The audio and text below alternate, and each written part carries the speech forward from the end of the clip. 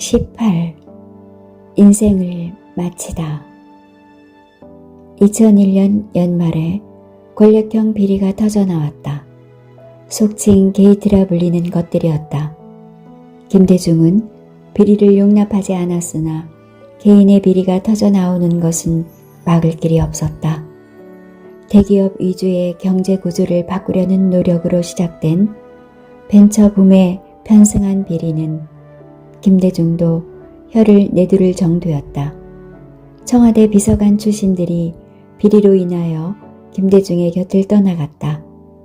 2002년 1월 14일에 열린 새해 연두 기자회견에서 김대중은 사과를 해야만 했다. 죄송합니다. 미안합니다. 2002년 봄은 김대중에게 있어서 가장 마음 아픈 시련이 다가왔다. 김대중의 아들들이 비리 혐의로 여론에 몰리고 있었다. 김대중이 설립한 아태평화재단도 문제가 되었다. 비리의 온사인 것처럼 보도되었고 임원 중 한 명은 구속되기도 했다. 둘째 아들 홍업이와 막내 아들 홍거리에 대한 비리 의혹은 연일 언론에 보도되었다. 홍거리는 미국에 있었다. 나는 언론의 보도를 믿을 수가 없어요. 홍거리가 얼마나 착한 아이인데 김한정 부속실장이 미국으로 가서 홍거리를 만나보세요. 미국을 다녀온 김한정은 김대중 앞에서 보고를 했다. 긴장한 그는 말을 더듬거리고 있었다. 홍걸씨가 나서서 청탁한 일은 없습니다. 이용당한 것 같습니다. 수사에 성실하게 응하라고 하시오. 죄가 있으면 받으라 하시오. 그리고 귀국하라고 전하시오. 김대중은 낙담했고 하루하루 버티고 있던 땅들이 꺼져 들어가는 느낌이었다. 이희호는 아들들을 위한 기도로 하루를 보냈다. 스트레스를 받았던지 구토를 하기도 했다. 민주당에서는 대통령 후보자 국민 경선이 진행되고 있었다. 전국을 돌며 경선이 벌어지고 국민들이 참여하여 주말마다 투표를 했다. 국민이 참여하고 국민의 축하 속에서 치러지는 대통령 후보 국민 경선제는 마치 축제 같았다. 경선 후보 중에서도 단연 노무현이 돌풍을 일으키고 있었다. 뛰어난 언변과 친화력 그리고 사람을 끄는 매력이 있었다. 광주에서부터 노무현의 돌풍이 시작되었다. 정계의 유력한 후보들을 하나둘씩 밀어내고 파죽지세로 달리기 시작했다. 이것은 마치 태풍과도 같았다. 결국 서울까지 노무현의 인기가 지속되었고 민심을 사로잡았다. 여론조사에서는 지지율이 50%를 넘었다. 일부 후보들은 노무현의 돌풍을 잠재우기 위해 김대중과 노무현의 밀약에 관한 의혹을 제기하곤 하였다. 그러나 김대중은 실제로 경선에는 전혀 개입하지 않았다. 노무현이 결국 민주당 대통령 후보로 당선되었다. 4월 29일 노무현은 김대중을 만나러 청와대로 왔다. 민주당 총재직을 사퇴할 때 정치에 관여하지 않겠다고 약속했습니다. 국민들도 그런 결정을 잘했다고 여깁니다. 앞으로도 국정과제 마무리에 전념하겠습니다. 국민의 정부가 제대로 평가받지 못하는 게 아쉽습니다. 저는 국민의 정부를 당당하게 평가해 왔고 그렇게 소신껏 얘기하면서 후보로 뽑혀서 자부심을 느낍니다. 김대중은 대통령 후보도 결정되었기 때문에 새천년 민주당에서 탈당하기로 결심했다. 선거 중립을 지키고 국정에만 전념하기로 했다. 5월 6일 박지원 비서실장을 통해 성명을 발표했다. 파란만장한 삶을 함께했던 정든 민주당을 그렇게 탈당한 것이다. 김홍걸은 5월 16일 귀국하여 이틀 뒤에 검찰에 구속되었다. 막내가 구속되자 언론은 다시 둘째 김홍업을 겨냥했다. 홍업이 또한 6월 21일 구속되었다. 이날 오후 김대중은 대국민 사과 성명을 발표했다. 지난 몇 달 동안 저는 자식들을 제대로 돌보지 못한 책임을 통절하게 느껴왔으며 저를 성원해 주신 국민 여러분께 마음의 상처를 드린 데 대해 부끄럽고 죄송한 심정으로 살아왔습니다. 제 평생 많은 어려움을 겪었지만 이렇게 참담한 일이 있으리라고 생각조차 못했습니다. 이는 모두가 저희 부족과 불찰에서 비롯된 일입니다. 거듭 죄송한 말씀을 드립니다. 김대중은 마음에 커다란 못이 박힌 듯 답답하고 쓸쓸함을 느껴졌다. 자신이 대통령이 되었기에 아들들이 구속되었다는 생각에 마음이 아팠다. 자신은 당당하게 교도소를 집처럼 견디며 지냈지만 그 차가운 감방에 갇혀서 가족과 떨어져 지낼 아들들을 생각하니 마음이 쉽게 잠을 이룰 수가 없었다. 김대중의 마음을 아프게 한 것은 아들들의 구속뿐만이 아니었다. 신용카드 남발로 신용불량자를 양산한 것과 빈부격차가 벌어져 소득 양극화가 심화된 것이 너무나도 마음이 아팠던 것이다. 중소기업을 육성하기 위해 중소기업 특별위원회까지 만들었지만 성과를 거두지는 못했다. 국민의 정부가 신용카드 사용을 권장한 이유는 우선 외환위기로 침체에 빠진 경기를 활성화시키는 것이었고 다른 하나는 모든 상거래 과정을 투명하게 해서 탈세를 막아보자는 것이었다. 1998년 외환위기의 한파가 기업을 덮치자 생산활동이 위축되었다. 소비가 살아나지 않으니 기업에 돈을 쏟아부어도 경기가 살아나지 않았다. 1998년 9월 경제대책회의에서는 내수 활성화에 중점을 두는 경제정책을 추진이 결정되었고 소비를 촉진하는 여러 가지 방안이 나왔다. 그 중에 신용카드 장려 정책이 들어있었던 것이다. 국세청은 신용카드 확대를 위한 정책을 마련했다.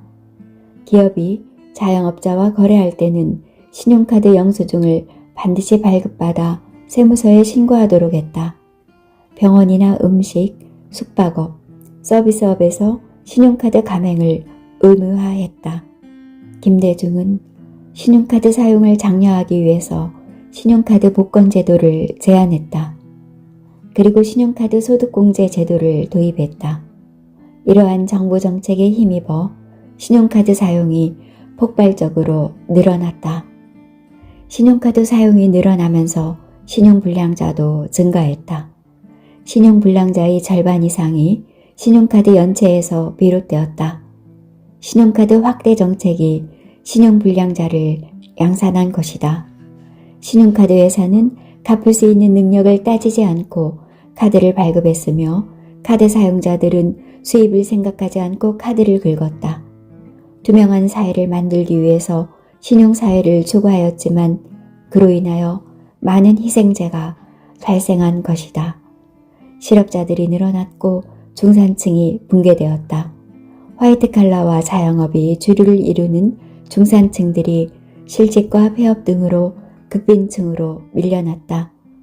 이들을 돌봐줄 사회적인 안전망은 전무한 실정이었다. 외환위기는 중산층을 허물어버렸고 결국 소득의 양극화를 가져왔다.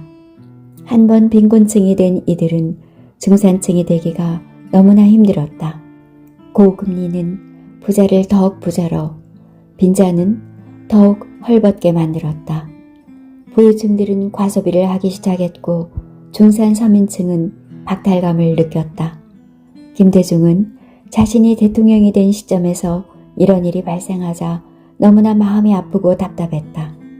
이러한 어두운 분위기를 한 번에 바꿔주는 일이 있었다. 그것은 바로 2002년 한일 월드컵이었다. 김대중은 5월 31일 상암 경기장에서 축구대회 개막을 선언하였다. 그리고 6월 4일 밤 한국과 폴란드의 예선전이 벌어진 부산에 김대중은 직접 내려갔다. 이 경기를 보러 온 폴란드의 바시니 에프스키 대통령과 부산 롯데호텔에서 정상회담을 가졌다. 그리고 경기장에 입장하여 월드컵을 관람하였다. 황선홍이 첫 골을 터뜨리고 후반전에는 유상철이 골을 넣었다. 2대0 월드컵 사상 첫 승리였고 이 경기의 승리는 김대중뿐만 아니라 경제위기로 침울해 있던 한국 국민 모두에게 할 수 있다는 희망을 안겨준 것이었다. 한국은 세계적인 강호들과 경기를 하였고 승리하여 4강까지 오르는 역사를 만들었다. 붉은 악마라는 이름의 응원단은 활기를 불어넣었고 관람후에 거리를 청소하는 등 시민의식도 보여주었다. 그러나 이러한 월드컵 뒤에는 또 다른 사건이 있었다. 6월 13일에 여중생 2명이 미군의 장갑차에 치여서 사망한 것이다. 이름은 효순, 위선이었다. 미 군사법정은 공무 중에 발생한 사건이라며 장갑차 관제병과 운전병에게 무죄를 판결했다. 그러자 종류에서 100여 명이 촛불 시위를 시작했다. 그리고 월드컵의 연승으로 열기가 달아오고 있는 시점에서 북한의 도발이 있었다. 바로 연평도 부근에서 벌어진 교전이었다. 월드컵 폐막을 하루 앞둔 6월 29일 오전에 북한 해군 경비정 2척이 북방 한계선을 넘어왔고 우리 측 고속정이 접근을 저지하려 하였다. 그러자 북한 경비정이 기습 포격을 하였고 고속정은 침몰했다. 해군 장병 6명이 전사했다. 두 번째 연평해전이라는 뜻에서 제2차 연평해전이라는 이름이 붙었다. 국방부 장관이 성명을 발표하자 북한은 신속하게 사과를 했다. 김대중의 햇볕 정책은 서해 교전으로 인하여 공격받았다.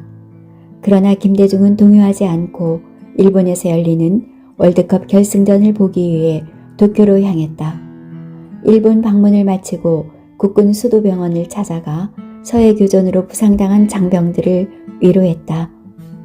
미국 대통령인 클린턴과 함께 북한의 개방을 위해 노력한 김대중이었다. 그러나 클린턴에 이어 부시가 대통령이 되자 북한과의 관계에 찬물을 끼얹는 듯 냉각되어 가고 있었다. 김대중은 부시를 설득하기 위해 부단히도 애를 썼지만 9.11 테러 이후의 미국은 안보에 대한 두려움으로 인해서인지 북한을 경계하고 있었다. 김대중은 임기 말을 맞고 있었다.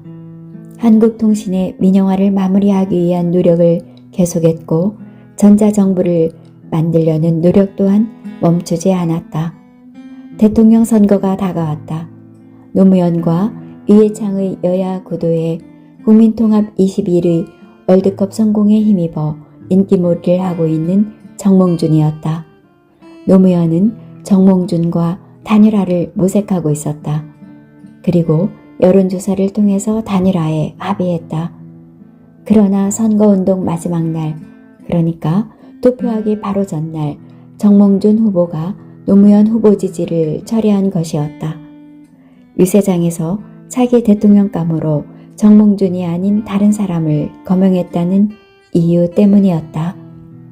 그러나 이것은 선거의 판도를 뒤흔들었지만 결과적으로 노무현 지지자들을 결집시키는 결과를 가져와서 강력한 대통령 당선 유력자였던 이해창을 밀어내고 노무현이 제16대 대통령으로 당선되었다. 두 사람의 표 차이는 60만 표 정도였다. 노무현은 12월 23일 김대중을 만나기 위해 청와대로 찾아왔다. 김대중은 본관 현관으로 나가서 노무현을 맞이했다. 이것은 5년 전 김영삼이 김대중을 기다리던 것과 같은 모습이었다. 오찬장에서 함께 축배를 들었고 노무현은 햇볕 정책을 지지하겠다는 다짐을 했다. 2003년 새해가 되어 김대중은 동교동계를 해체하겠다는 선언을 했다. 새로운 노무현 정권에 짐이 되지 않기 위해서였다. 그리고 아태재단도 연세대학교에 기증하기로 했다. 김우식 연세대 총장은 아태재단을 인수하여 김대중 도서관을 만들기로 했다. 북한이 핵 확산 금지 조약에서 탈퇴를 하였다. 북한이 강경하게 대응하기 시작한 것은 미국이 제네바 합의의 핵 동결 전제 조건이었던 중요 공급을 12월에 중단했기 때문이다. 북한은 벼랑 끝 전술을 선택한 것이다. 김대중은 퇴임 전에 북한 핵 문제를 수습하고 싶었다. 임동원을 특사로 보내고 임성준 외교안보수석과 이중석 노무현 당선자 측 인수위원도 동행했다. 1월 27일 서해안 직항로를 이용하여 평양으로 날아갔다. 임동원은 김정일을 만나지 못했다. 부시 행정부의 강경정책에 북한은 핵 개발로 대응하려 하였다. 결국 북한은 수년 후에 핵을 개발하게 되었다. 임기를 열흘 앞두고 칠레와 자유무역협정을 체결했다.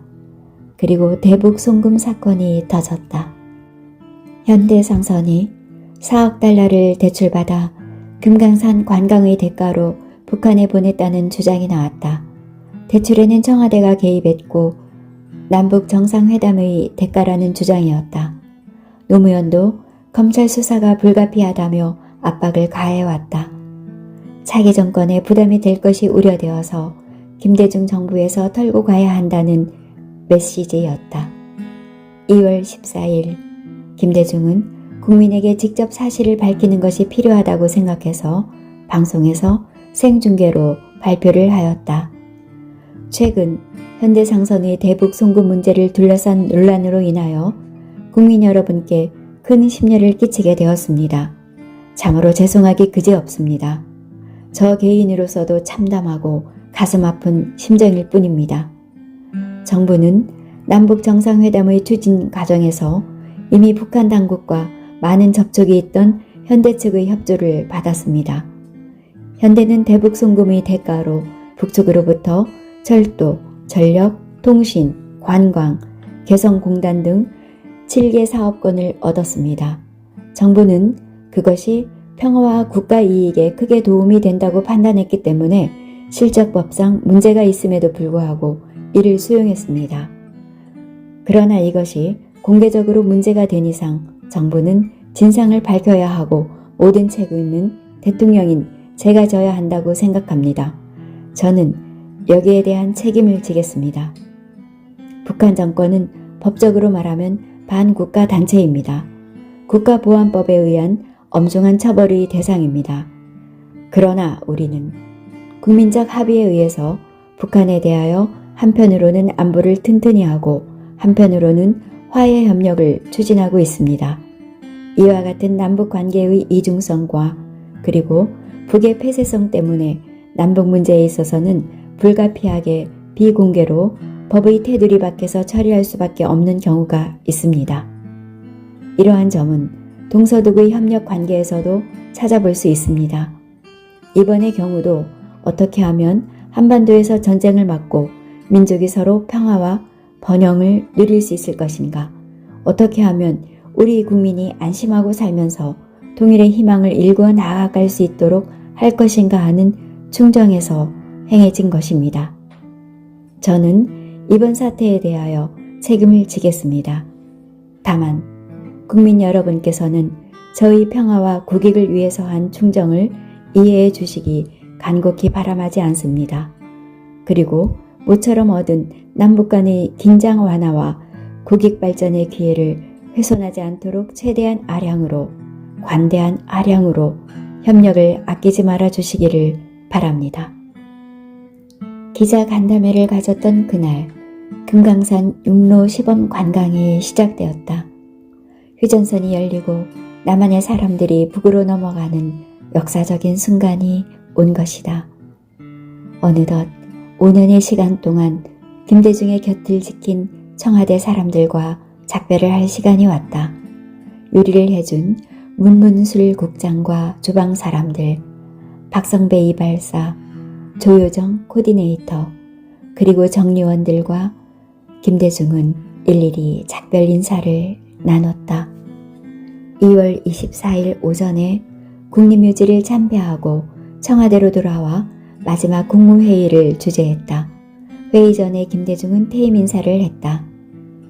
존경하고 사랑하는 국민 여러분, 제가 대통령으로서 국민 여러분을 대하는 것이 오늘로서 마지막이 되었습니다. 삼가 작별의 인사를 드립니다. 무엇보다 지난 5년 동안 격려하고 편달해 주신 국민 여러분의 태산 같은 은혜에 머리 숙여 감사를 드립니다. 저는 제 인생 최대의 보람을 국민 여러분들에게 봉사하고 여러분과 함께 민족과 국가의 운명을 열어가는데 동참하는 것이라 믿고 저의 모든 것을 바쳐 살아왔습니다.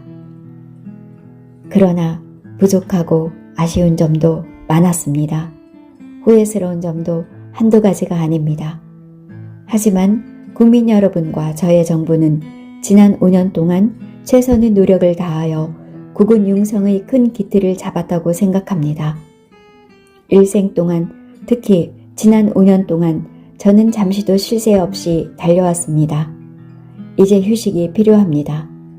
그러나 앞으로도 저의 생명이 다하는 그날까지 민족과 국민에 대한 충성심을 간직하며 살아갈 것입니다. 국민 여러분, 노무현 대통령을 적극 지지해 주십시오. 새 정부가 추구하는 민족 간의 화해와 협력과 국민 참여 속의 개혁은 반드시 성공해야 합니다. 저는 노무현 대통령이 그 소명을 다할 것으로 믿어 의심치 않습니다. 저는 우리 민족의 장래에 큰 희망을 가지고 있습니다. 대한민국은 반드시 세계로부터 존경받는 위대한 국가로 성장할 것입니다. 우리 국민은 그러한 자격이 있습니다. 경제 대국의 꿈도 이룰 수 있을 것입니다. 남북 간의 평화적 통일도 언젠가는 실현시키고 말 것입니다. 이제 저는 국정의 현장에서 물러갑니다. 험난한 정치 생활 속에서 저로 인하여 상처 입고 마음 아파했던 분들에 대해서는 중심으로 화해와 사과의 말씀을 드리는 바입니다. 존경하고 사랑하는 국민 여러분, 우리 모두 하나같이 단결합시다. 내일의 희망을 간직하고 열심히 나아갑시다. 큰 대의를 위해 협력합시다. 감사합니다. 김대중의 초상화가 세종실 벽에 걸렸다.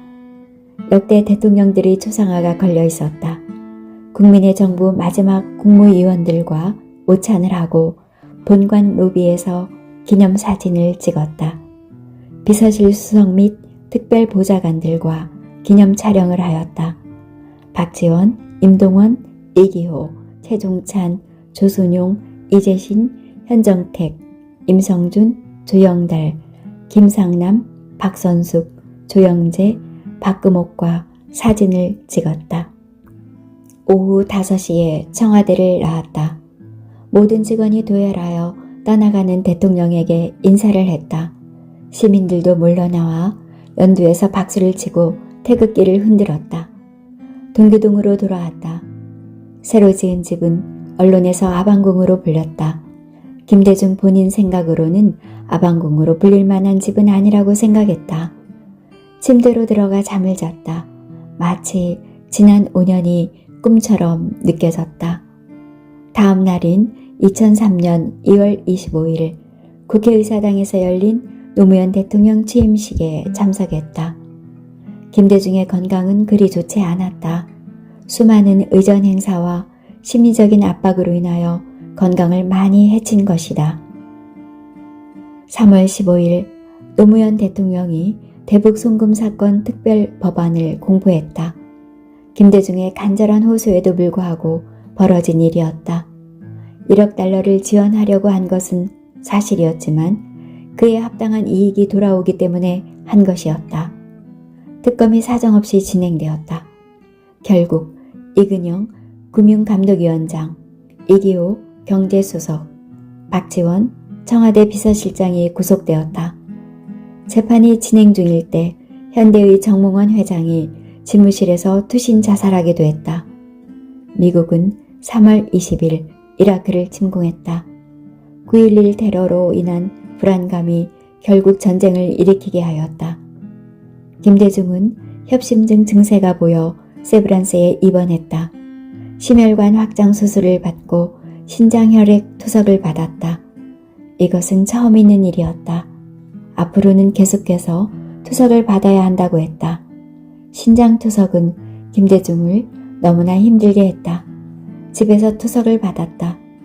투석을 한 번 할 때는 4시간 이상이 소요되었다. 이 와중에 민주당이 분당되는 사태가 발생하였다. 노무현을 따르는 신주류 의원들이 새로운 당을 만들었고 노무현도 민주당을 탈당했다. 통합된 신당은 열린 우리당이라는 명칭을 사용하였다. 같은 달인 2003년 11월 3일 김대중 도서관이 문을 열었다. 각계각층에서 축하 메시지를 보내주었다. 신동천 교수가 초대 관장을 맡았다. 가수 서태지를 김대중 도서관에서 만났다. 데뷔 때부터 김대중은 서태지를 지켜보았다. 그의 노래에는 사회 문제가 담겨 있었다. 마이클 잭슨과도 친분이 있는 김대중이었다. 그는 각계각층에 두루 인맥을 가지고 있었다. 2004년 1월 29일 김대중 내란 음모 사건 재심 선거 공판에 출석하여 사형 선고를 받은 지 23년 만에 무죄 선고를 받았다.